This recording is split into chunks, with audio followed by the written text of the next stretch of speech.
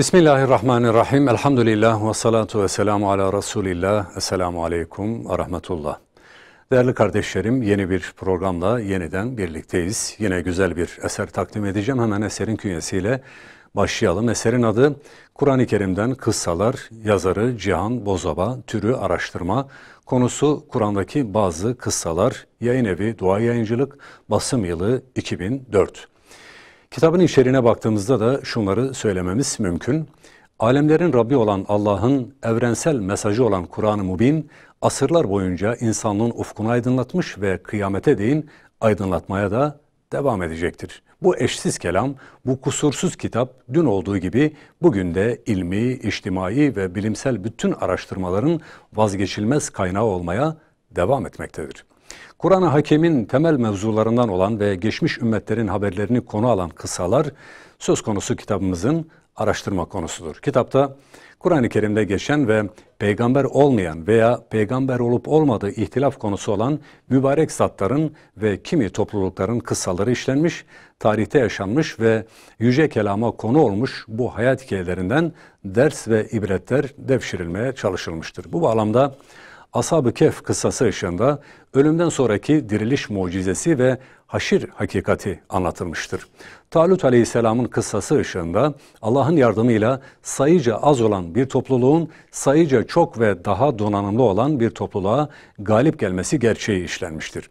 Zülkarneyn Aleyhisselam'ın kıssası ışığında hak, hukuk ve adalete dayalı bir iktidarın topluma ve insanlığa ne derece faydalı hizmetler sunduğu, adeta bir rahmet pınarı ve güven kalesine dönüştüğü vurgulanmıştır. Lokman-ı Hakim ve hikmet, Hızır Aleyhisselam ve ilmi ledun, Habib-i Neccar ve imanlı direniş, Ashab-ı Uhdud ve zalimin gaddarlığı gibi konular da bu kitapta yer yer hikaye boyutuyla, daha ziyade ise sebep ve sonuçlarıyla ele alınıp işlenmiştir. Kitabın içeriğiyle ilgili özetle bunları söylememiz mümkün. Peki bu kitap neden okunmalı?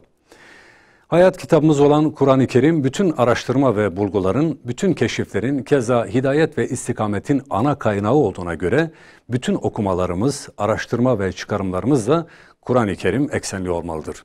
Vahiy eksenli olmayan okuma ve araştırmalar, asıl mecrasına varamayacağı gibi vahiyden beslenmeyen düşünce ve hareketler de hak ve istikamet arayışında umdukları yere varamazlar. Bu bakımdan varlığın gizemini çözmeye çalışan, fikirsel ve ahlaki savrulmalara karşın sağlam bir tutanak arayan her bireyin hayat ve hikmet dışı olan Kur'ani öğretilere değer vermesi ve Kur'ani mesajları özümseme noktasında gayretli ve duyarlı davranması gerekir. Hiç kuşkusuz tarihten ibret almayanlar tarihe ibret olarak geçmeye ve sonraki nesiller için birer ibret vesikası olmaya devam edecektir. Andolsun ki onların kıssalarında akıl sahipleri için ibretler vardır. Yusuf suresi 111. ayet-i kerimesi bu anlamda çok manidar durmaktadır. Kitabın etrafında örgülendiği bu ayetten de anlaşıldığı üzere Kur'ani kıssalardan murat edilen asıl şey geçmişteki kavimlerin yaşantılarından, doğru veya yanlış yönelimlerinden ders ve ibretler çıkarmak, onların düştükleri hatalara düşmemek, onların erdem ve faziletlerindense en iyi şekilde istifade etmektir.